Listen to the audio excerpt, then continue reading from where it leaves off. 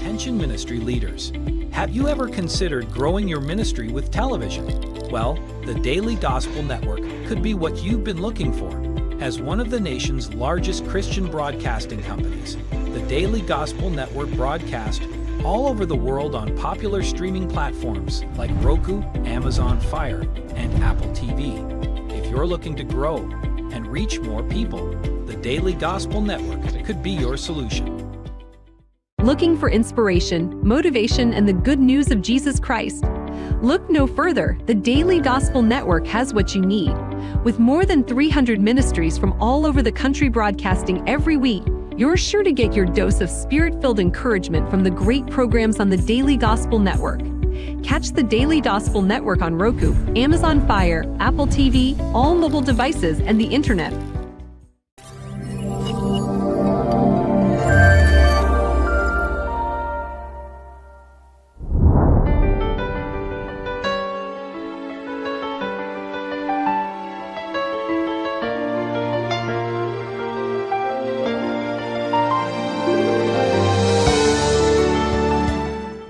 Get ready for Purpose Today with Dr. April Dobson. Ignite your spirit and fuel your passion for life with inspiring stories, empowering guests, and transformative ideas. Whether you're pursuing dreams, overcoming challenges, or seeking a spark of positivity, you're in the right place. Together, we'll explore resilience, creativity, and our limitless potential. So sit back and prepare to be inspired. Let's unlock incredible possibilities on Purpose Today with Dr. April Dobson. Welcome to Purpose Today. I'm your host, Dr. April Dobson. I'm very excited to have our very special guest today, Jackie Brown. She's the founder of Shifting Success. Stay tuned for our special guest, Jackie Brown. Looking for inspiration, motivation, and the good news of Jesus Christ? Look no further. The Daily Gospel Network has what you need. With more than 300 ministries from all over the country broadcasting every week, you're sure to get your dose of spirit-filled encouragement from the great programs on the Daily Gospel Network. Catch the Daily Gospel Network on Roku, Amazon Fire, Apple TV, all mobile devices, and the internet.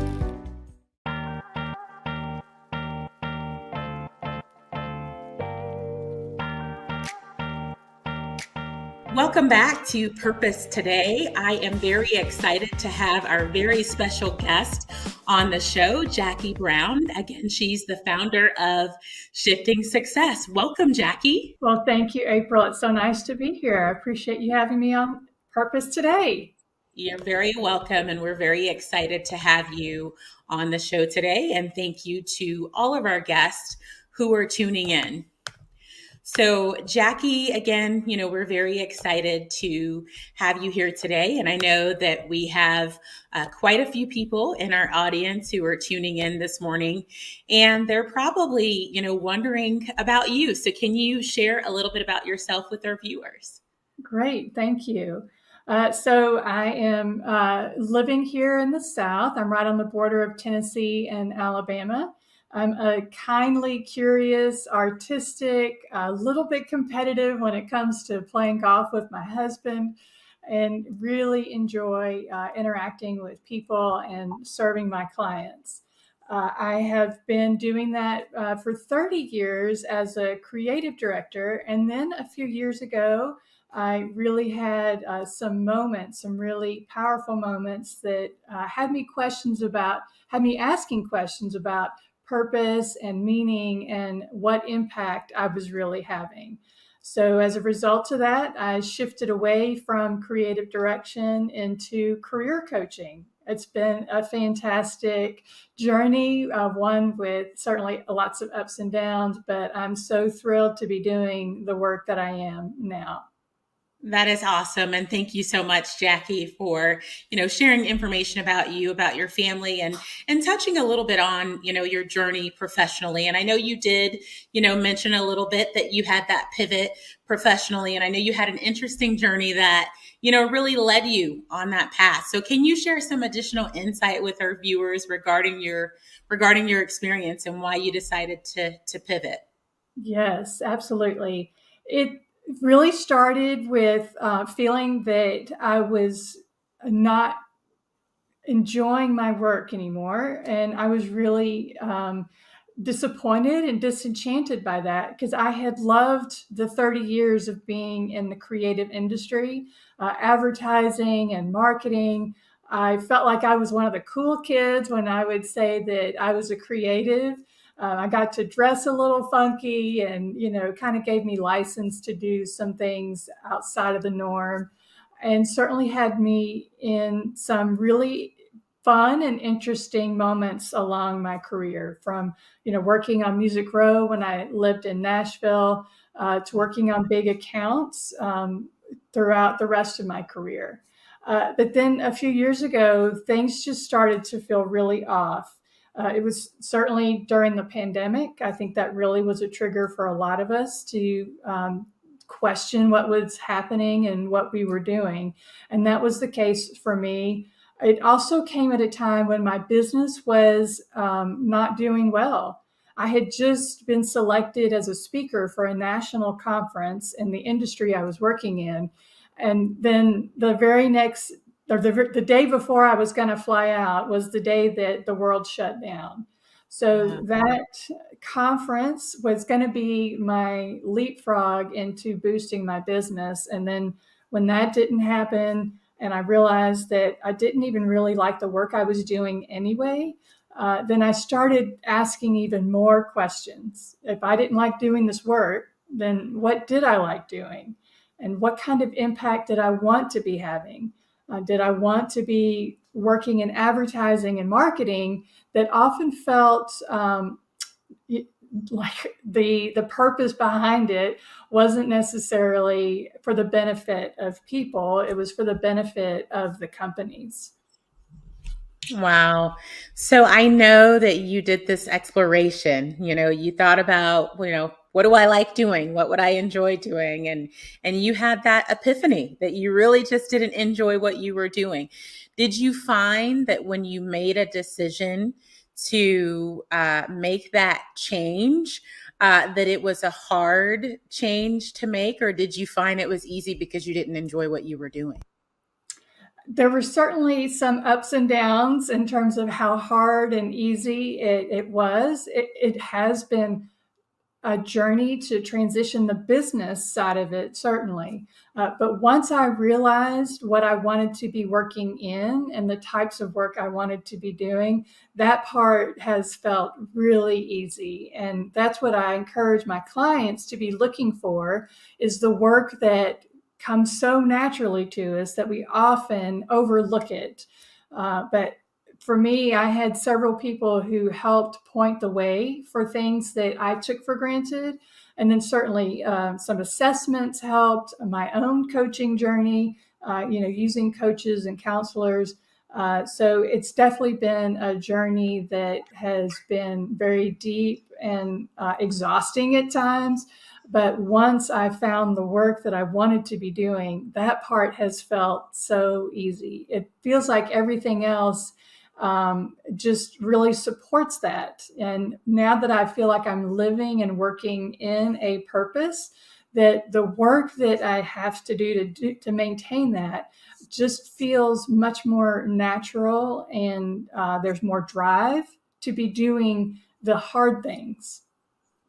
So in essence, no one's having to really pry you out of the bed in the morning or motivate you to get up and do what it is that you're doing because you love it.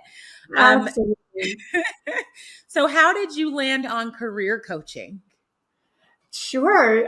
It really started with looking at coaching in general. I found that while I didn't really enjoy the design work I was doing anymore, that was most of my day. What I did enjoy doing were the conversations that I was having with my clients. They would come back and we would do advertising campaigns, and then they would present them to their executives.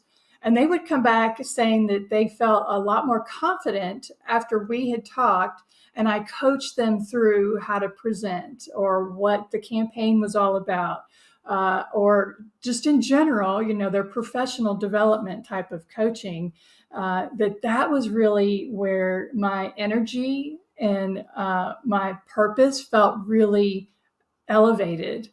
So once I decided the coaching was going to be something to explore, and then how much I really did enjoy it through all my trainings and certifications, then looking at mid-career coaching specifically has been something that has naturally and organically just started to form. As people came to me for coaching, they really seemed to latch on to my own story of pivoting a career. And so they are very interested in my own experience and then all the research and the studies that I did during that time and then still continue to do, paired with the creativity that I was using in my design time is now applied to being creative and innovative with my clients. So it's really been some very intentional decisions. And then I've also just really paid attention to what's happening organically and certainly what needs there are out there in the marketplace. That's awesome. And, I think most of our viewers at this point know that that's really the premise of this show, is really to help people to be inspired, to discover and pursue their purpose and do what they love, while they're pursuing their purpose and pursuing what they're passionate about. So I know you've mentioned it in your journey of, exploring and discovering what your purpose to do. And you mentioned it, earlier about, just the importance of aligning, with our purpose. So for you, why do you believe it's so important for people to pursue purpose and passion? I think you highlighted it yourself when you talked about it's the thing that gets me out of the bed in the morning, right? So I think when people really have and feel like that they are grounded in purpose, that motivation really seems to just happen organically. When we have a reason for doing something, that's basically purpose, then that helps us move through some of the more challenging times. And then it also helps to keep a larger perspective, again, when we might come up against some bumps in the road, and then certainly helps us to think about our impact in a larger context. So, Right. so certainly purpose is a great motivator.